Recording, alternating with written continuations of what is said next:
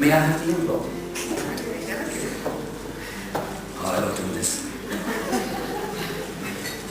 I always get butterfingers.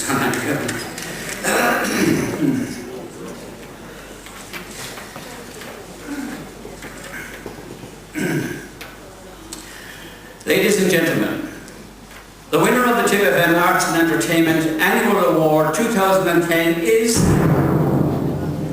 Peter Ray.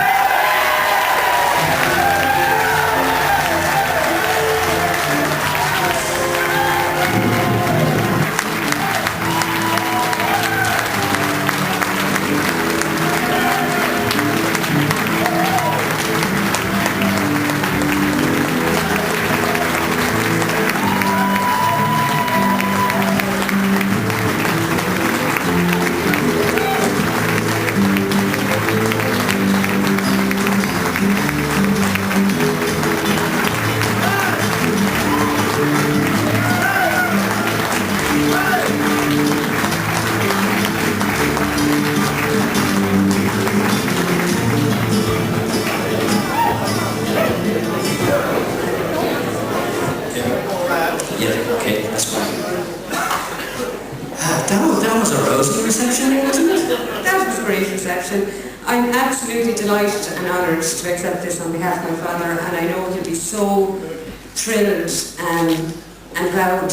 He made great friends in Borland, and I think Oklahoma definitely is one of the highlights of his life. And again, just thank you for making history come true.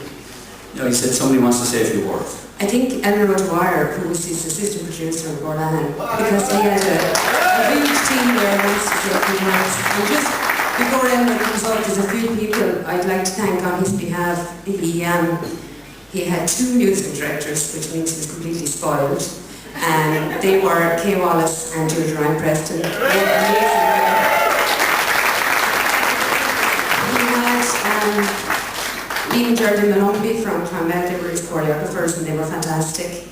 And behind the scenes, there was an amazing bunch of people. There was Paddy Dwyer, Tim Joe McGrath, like I could name names forever. There was one man who looked after, you're not supposed to work with animals or small children. There was one man who looked after all the animals, and that was Michael Wallace.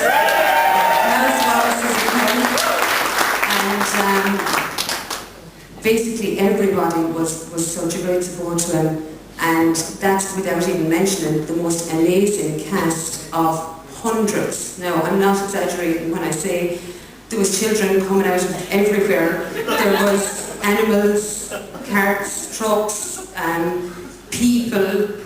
It was just the most amazing spectacle I've ever seen. And I've seen a lot of theatre, I've been involved in a lot of theatre, and I've never seen anything to match this. It was just a fantastic spectacle, and people of Orlando should be really, really proud. And I'm very proud on Peter's behalf to accept this.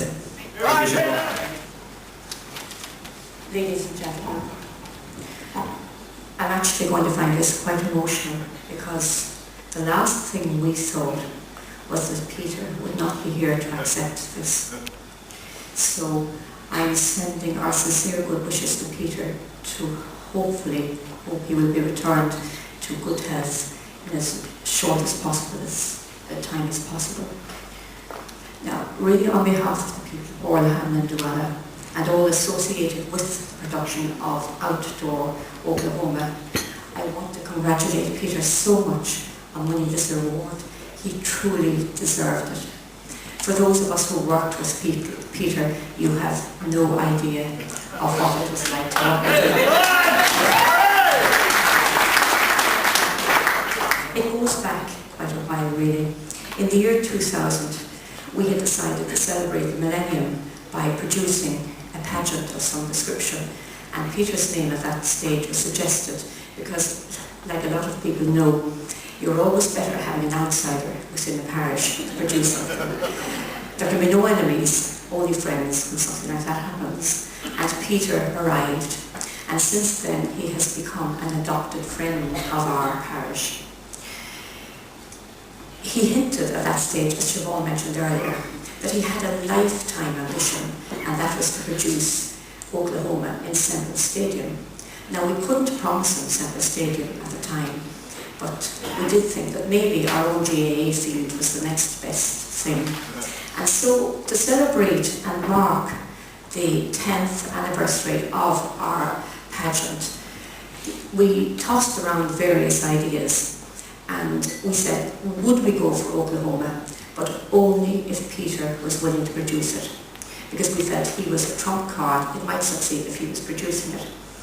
And his loyalty to our parish and his friendship with Michael and Kay and others within the parish, we approached Peter, and with the support and blessing of his wife, Josie, and his family, he undertook to try and produce his lifetime ambition, which you all know was such an amazing success. Peter is a visionary with a great capacity for innovation and pushing out boundaries. To his way of thinking, nothing, absolutely nothing was impossible.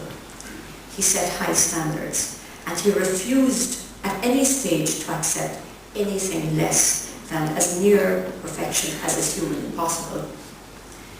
He also had great faith, not the type of faith we might attach to religion, but he has plenty of that as well, but faith in the capacity of the ordinary man and woman to do something miraculous.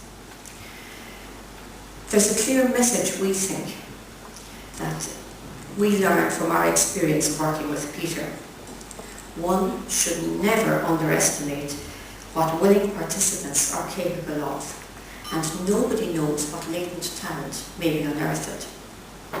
For his faith in us, we can only be truly grateful to Peter for the opportunity he provided, for the encouragement and the self-belief he gave to so many people, not alone the cast, but to the extras, the helpers, and to the very many people who came to support us on those glorious days last June.